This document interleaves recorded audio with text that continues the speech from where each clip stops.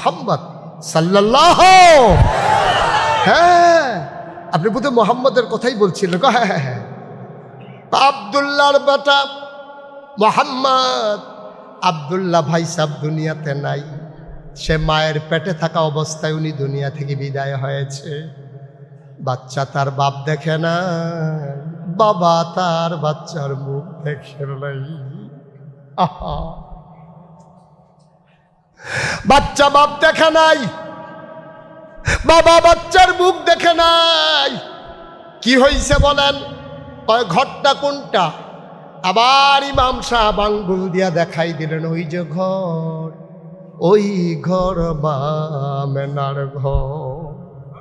হালিমা হালিমা হালিমার স্বামী ছেলে তিনজন মিলে গেলেন ঘরের কিনারে। কত ভদ্র কত সভ্য মহিলা হালিমা। ডাক দেয়া কয়, স্বামী গো, এই মহিলার ঘরে স্বামী নাই, পুরুষ নাই, আপনি ভিন্ন পুরুষ, আপনি ঘরে ঢোকা ঠিক হবে না। আপনি আমার ছেলে আব্দুল্লাহরে কুলে নিয়ে একটু দাঁড়ান, আমি একটু ভেতরে দেখে আসি। হালিমা দরজায় দাঁড়ালেন। আসসালামু আলাইকুম। কয় ওয়ালাইকুম আসসালাম। কে বাইরে থেকে সালাম দেয়? কয় আমার নাম হালিমা। কয় কোন হালিমা? আমি হালিমাতুস সাদিয়া। কয় চিনলাম না, আমি তায়েফ থেকে এসেছি বাচ্চা নেওয়ার জন্যে।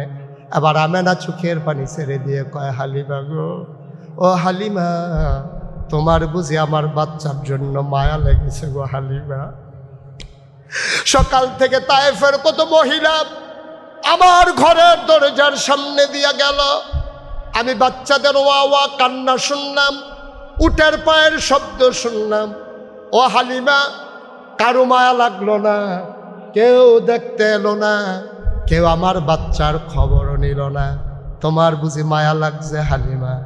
আহলান সাহালান মারহাবা, মোস্ট ওয়েলকাম, আমার ঘরে তোমারে স্বাগতম। আবার হালিমা ঢুকলেন।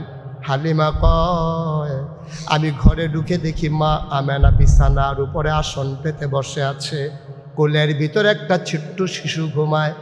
এইরকম একটা সাদা রুমাল দিয়া বাচ্চার মুখটা ঢাকা, বাচ্চার মুখটা এমন করে ঢাকা।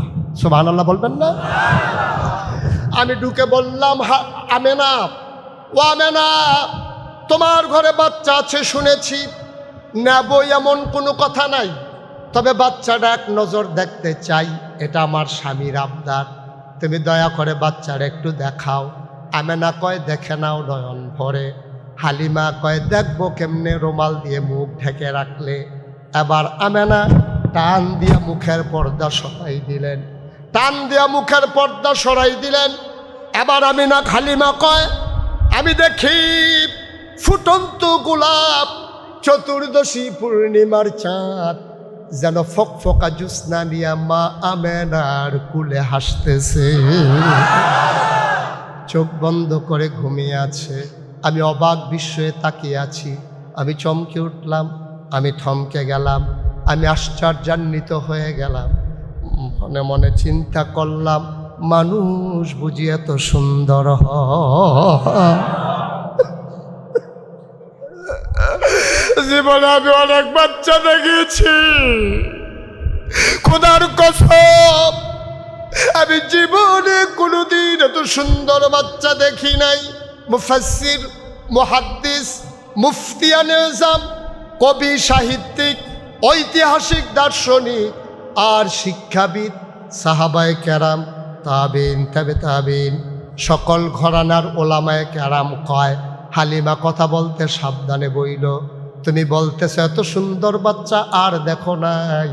হালিমা গো, এর চাইতে সুন্দর বাচ্চা আমার আল্লাহ আর একটাও বানায় না।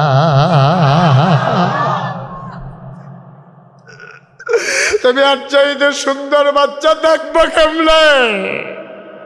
আল্লাহ তার চাইতে সুন্দর করে আর কাউকে বানায় নাই। হালিমা লাফ দিয়া ঘরের বাইরে গেলেন। ডাক দেয়া কয়, স্বামী, এই বাচ্চার মা টাকা পারলে দেবে, না পারলে নাই, বাচ্চা ফেলে কিন্তু আমি যাব না। তাই দেখে নাও, কথা বলে নাও। হালিমা আবার ঘরে ঢুকলেন। হালিমা কয়, আমি তাকিয়েছি বাচ্চাটার দিকে, বাচ্চাটা চোখ বন্ধ করে ঘুমায়। আমি মনে মনে চিন্তা করতেছিলাম, আমি তো তারে দেখি, সে তো আমারে দেখে না। যদিও চোখ দুইটা খুলতো আমারে দেখতো।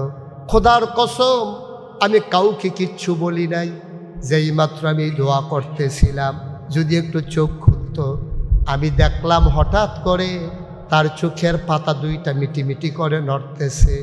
আমার মনে হইল চোখের পাতা তো নয়, ফুটন্ত গোলাপি রঙের দুইটা পাপড়ি মৃদু মন্দ বাতাসে যেন দোল খাই।